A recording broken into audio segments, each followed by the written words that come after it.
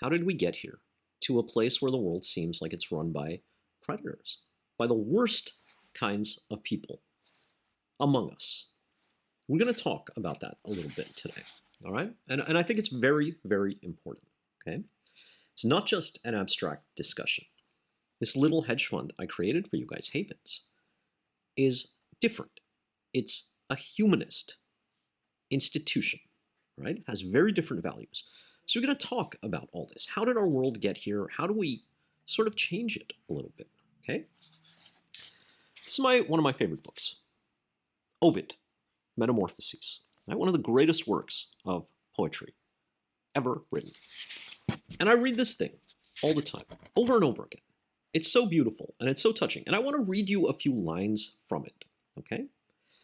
Because it matters that we begin at a place of depth and at a place way back in history, okay? And it'll become clear to you afterwards. So let me read you a little bit from this, from the Metamorphoses, okay? Soon it was rumored that the earth's taste for blood was threatening heaven. Giants piled hill on mountain to make a stair that reached the skies, to clamber to the throne of Jove. It was reported that when the mountains with monsters fell from grace, trailing their blood, then earth, remembering earlier sons and daughters, made human images from blood-wet clay. The new breed, godless, violent in mind, one saw too clearly that they were born of blood.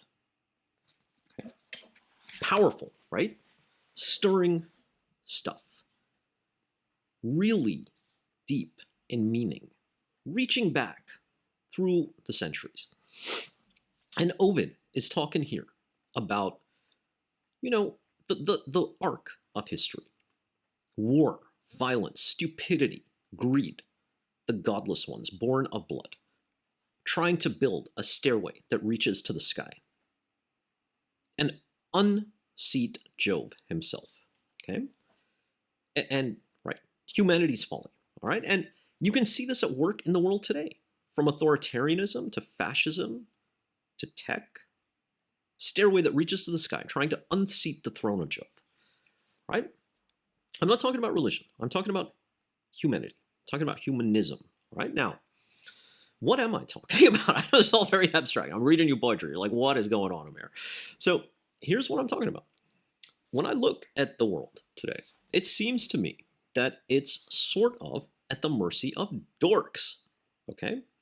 Now, sort of a high school insult, all right? So don't feel insulted. I don't mean you guys. You're like me. You loved art and theater and drama in high school. You love music. You love art. You love culture.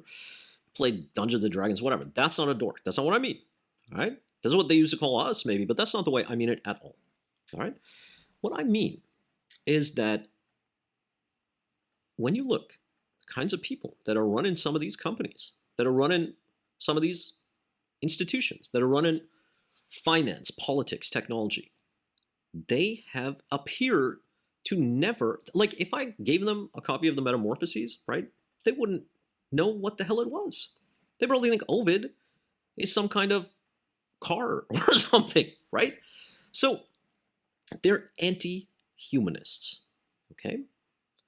They don't understand this beautiful golden thread running through history from Ovid to us, before Ovid to us, the thread that links us through history to each other in the arms of humanism, in the arms of existence, in the arms of being, okay? Now, again, that's all very abstract, so let's ground it a little bit. Dorks running the world. These are guys. You look at them, and you can see that they are anti-humanists.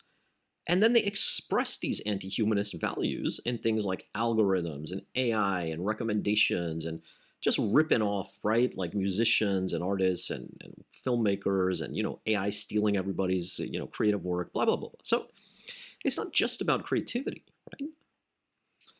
When we have societies like America has become, which has devalued the humanities for a very long time, okay? What happened in America over the last 10, 20, 25 years? Well, we're told that the humanities didn't matter. because the humanities didn't make money, right? And America being this hyper-capitalist society, well, if it doesn't make money, it must be useless, right? So we're told that the only thing that matters is STEM, right? Tech, math, blah, blah, blah, blah, blah. And so it's the beginning of an inhumanist wave. And America's always been an inhuman society, right? Americans make a big deal about being the world's oldest democracy. Dude, this was a segregated society until the 70s, all right? Get real, please, okay? The world does not see America as the world's oldest democracy by any stretch of imagination. So let's get real about this. So the dorks running the world, right, are expressing their inhumanist values through tech, through finance, through politics, through the intersection of all these things. And what's really scary and dystopian about that is that these guys are dumb asses, right? They're really dumb asses, I think, in the sense that they're illiterate.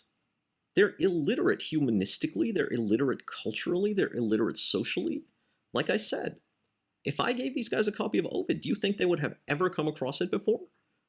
Do you think that they would want to read it? Do you think they would care about the lessons in it? Do you think they would be able to make sense of it? So they're illiterate to the golden thread of history, to the treasures that link us to civilizations that came before, to the arc of the human journey itself, okay? It's a very dangerous thing for our institutions to be run by people who are humanistically illiterate and just keep expressing their inhumanist, anti-humanist values over and over and over again. You see, the problems that we have are not just like, well, today it's AI, and yesterday it was social media, or, you know, the other day it's, you know, some kind of financial crisis, whatever bullshit, right? Those are all expressions of the fact that these dorks, with their inhumanist values and their total illiteracy, are running these institutions, all right? And somehow our institutions have been warped to the degree that to ascend through our institutions, well, you need to be kind of the sociopathic, humanistically illiterate person who thinks Ovid is like a menu, an item on the menu at Taco Bell or something, right? You can't, right? If you are humanistically literate, what purpose does it serve in a hyper-capitalist society like America? See, it doesn't help you, right?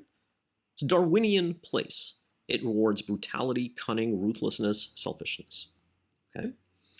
So this is a huge, huge problem. It's the problem underneath the problem. Now, the reason I say that is because there is a very slippery slope from being a dork who is humanistically illiterate to becoming a predator, right? And the slippery slope is that if you ignore, you're illiterate as to the lessons of the humanities, the lessons in things like Ovid or Rousseau or Hume or Locke, you can take this endless list, right? One of the examples I raised for you guys in a recent essay was one of my favorite books when I was a kid, The Count of Monte Cristo by Alexandre Dumas, right? So Dumas was saying that it's a book, right, ostensibly about a man who was wrongly imprisoned and a jailbreak. What was it really about? It was really about human liberation in the age of revolutions. It was a metaphor for society escaping the iron grip of feudalism, which is really a form of fascism, right? Nobility expressed through the blood. Beautiful, amazing, mind-blowing work and message. Resonant to this day. We still remaking a damn movie about it every decade or so, right? But do we get the point, right? So there's a slippery slope from inhumanist dork, right? I treat people as instruments. I don't care about human values, to predator. I will prey on people, okay? I will abuse them. I will take whatever I want from them. Not just their money, which is what the dorks do. Not just their, their creativity, which is what the dorks do. Not just their human possibility, which is what the dorks do, but their rights, their bodies, their freedom, their futures, all right? That's what the predators do, right? And the obvious example is the Epstein class, right? And the Epstein class is interesting because it's like Epstein, the predator, okay, surrounded by dorks who wanted to become predators. And it's almost like this It's almost like this weirdly perfect illustration of the slippery slope from dork to predator. Okay. Now, you may think that I'm just like kind of randomly tossing insults. I'm not.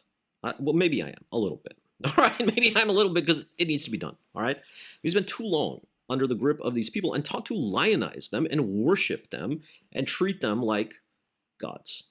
Remember Ovid, the staircase reaching to heaven to unseat the throne of Jove. Okay. Now, when Ovid says that, he's not really talking about, right, like Jove as a physical god. He's talking about the idea that there are forces at work in the world, bigger in history, bigger than individualism, than selfishness, than materialism. And when we ignore all of those humanistic forces, that is when we get in trouble. The godless ones born in blood, right? It's what Ovid's talking about. Our humanity, right? If we lose that, we lose everything. Now, in America, to even say the line that I just said, if we lose our humanity, we lose everything, is something that can be met with mockery and scorn, right? Oh, there's a guy talking about humanity, blah, blah, blah. And that's a reflection of how warped a society America has become. Think what a dumbass you have to be to mock and scorn a line like that. Because when we do that, where do we end up, guys? I mean, come on, does it take a fucking genius? We end up in a place of fascist collapse, right? If we become complicit in surrendering our humanity to people who are culturally, socially, humanistically illiterate, okay, it's a game over, right? So, why am I saying all this to you? Am I just making some kind of like, is it a Jeremiah ad, right? It's just an angry speech. Is it a rant? No, not at all. You guys asked me to create havens, right? And I've been writing about this for years, and we've been kind of like threading the needle, right? So you guys asked me to create havens. Little hedge fund has very different values, okay? It's humanistic values. It's doing very well because this game of Inhumanism is now out of juice, okay? It's been taken as far as it can go, and we can push it further, right? We can say, well, AI will, magically fix everything, and guess what? Nobody will have a job. It says robots will take everything over. Guess what? Well, there goes human society, right? Not a very pleasant future for anybody, right? This game of Inhumanism is hitting its limits. And to be sure, in America, it will probably get even more dystopian. That's okay. The rest of the world will probably walk away from it, okay? The reason I say that to you is as you think about the future, I really want you to understand the dynamics and the realities at work here. We're at a turning point in human history. For real, we're at a turning point in human history, okay? Global democracy is in steep decline. The world is disintegrating macroeconomically. Financial destabilization is erupting. Our civilization is transforming in fundamental ways. Climate change is racing out of control. Okay, we have no real vision for what our civilization is going to be in the future. And the real kind of battle that's already beginning to take place is between the Inhumanists, okay, and whatever is left of the humanists. And I'm one of the humanists. You are one of the humanists too. If you're watching this, you're probably one of the humanists, okay? And part of what we need to do is create institutions, organizations, ways of expressing these humanist values. This is what Havens really is. It's a way to express humanist values. And the reason that it's doing so well, right? Like I always say to you, I put my money where my mouth is, right? Havens is destroying the standard, right, bullshit portfolio. It's up 30, 40, 50%, right? That's not a coincidence. That is because humanist values work. Humanist values prevail in the end, right? That may sound idealistic, but it's true, right? The proof is in the pudding, okay? And part of our job is to express this golden thread, this most beautiful, noble of accomplishments of us, of humanity, which is humanism, which is the golden thread that links us back through the ages to all of those great minds who came before us, finding our own ways to express it, okay? Does that make sense? That's a lot. That's a lot to chew on. And I really wanted to sort of get it off my chest, this whole like dorks to predators thing. I think we're all tired of it, guys. A world being run by dorks and predators, right? And it's up to us to change it. It really is. All right. So there's a lot to chew on. Thank you for listening. I'll come back and talk to you soon.